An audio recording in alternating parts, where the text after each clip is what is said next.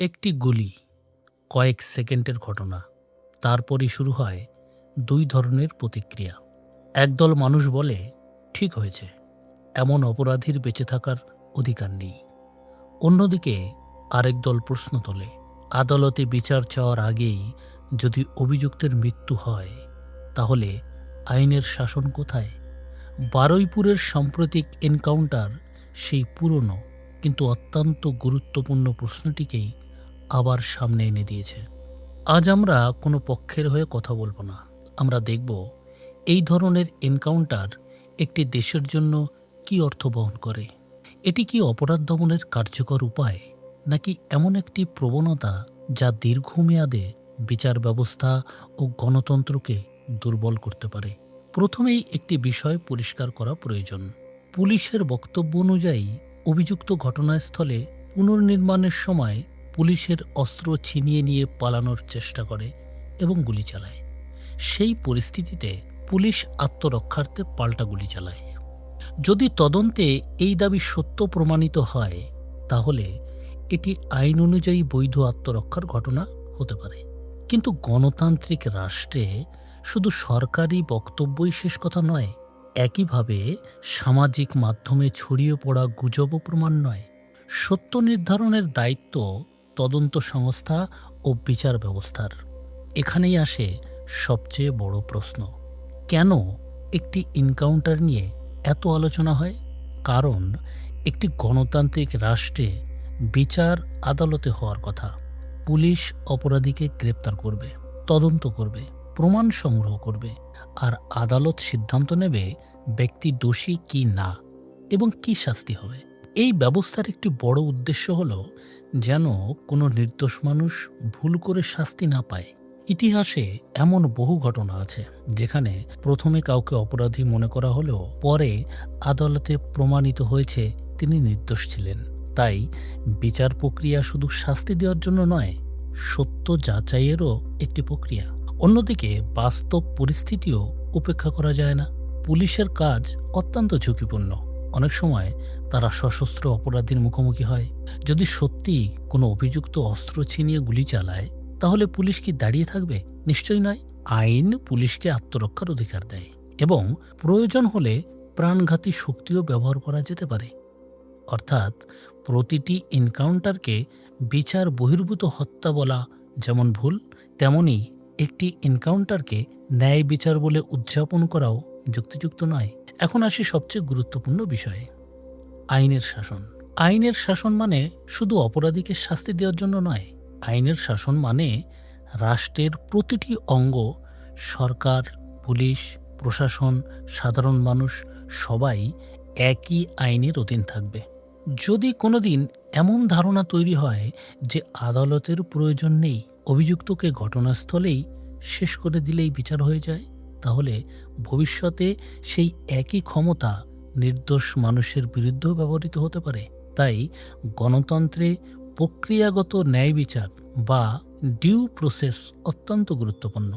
এখানে একটি বাস্তব প্রশ্ন উঠে আসে, কেন অনেক সাধারণ মানুষ এনকাউন্টারকে সমর্থন করেন? এর একটি কারণ বিচার প্রক্রিয়ার দীর্ঘসূত্রতা। অনেক মামলার নিষ্পত্তি হতে বছরের পর বছর লেগে যায়। ভুক্তভোগী পরিবার ন্যায় বিচারের অপেক্ষায় ক্লান্ত হয়ে পড়ে। তখন কিছু মানুষ মনে করেন দ্রুত শাস্তি সবচেয়ে কার্যকর সমাধান। কিন্তু এখানেও একটি ঝুঁকি আছে।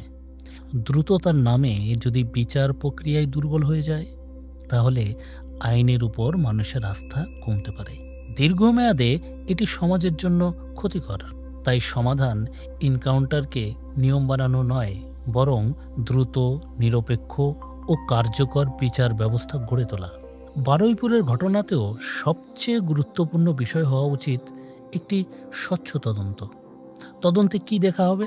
গুলির গতিপথ কি ছিল, ফরেনসিক রিপোর্ট কি বলছে, অস্ত্রে কার আঙ্গুলের ছাপ পাওয়া গেছে, ঘটনাস্থলের বৈজ্ঞানিক বিশ্লেষণ পুলিশের বক্তব্যের সঙ্গে মেলে কিনা, যদি সিসিটিভি বা অন্য কোনো প্রযুক্তিগত প্রমাণ থাকে তা কি দেখাচ্ছে। এসব প্রশ্নের উত্তরই নির্ধারণ করবে ঘটনাটি প্রকৃত আত্মরক্ষার ছিল নাকি অন্য কিছু। আমাদের সমাজে আরেকটি প্রবণতা লক্ষ্য করা যায়। কোনো ঘটনা ঘটলেই মানুষ দুই শিবিরে ভাগ হয়ে যায়। এক পক্ষ আগেই পুলিশকে নায়ক ঘোষণা করে, অন্য পক্ষ আগেই পুরো ঘটনাকে সাজানো বলে ধরে নেয়। কিন্তু গণতন্ত্রে এই দুই চরম অবস্থানের কোনোটিই আদর্শ নয়। সত্য অনুসন্ধানের জন্য ধৈর্য, প্রমাণ এবং নিরপেক্ষতা প্রয়োজন। একটি শক্তিশালী রাষ্ট্রের পরিচয় শুধু কঠোর শাস্তি নয়, বরং এমন একটি বিচার ব্যবস্থা যেখানে অপরাধী শাস্তি পায়, নির্দোষ মানুষ সুরক্ষা পায় এবং রাষ্ট্রের প্রতিটি পদক্ষেপ আইনের কাঠামোর মধ্যে থাকে। বারুইপুরের এনকাউন্টার তাই শুধু একটি পুলিশি ঘটনা নয়, এটি আমাদের সামনে একটি বড় প্রশ্ন রেখে যায়। আমরা কেমন বিচার ব্যবস্থা চাই? এমন একটি ব্যবস্থা যেখানে অপরাধ দমন হবে আইনের পথে, নাকি এমন একটি ব্যবস্থা যেখানে আবেগ ও ক্ষোভের চাপে বিচার প্রক্রিয়া অপ্রাসঙ্গিক হয়ে উঠবে?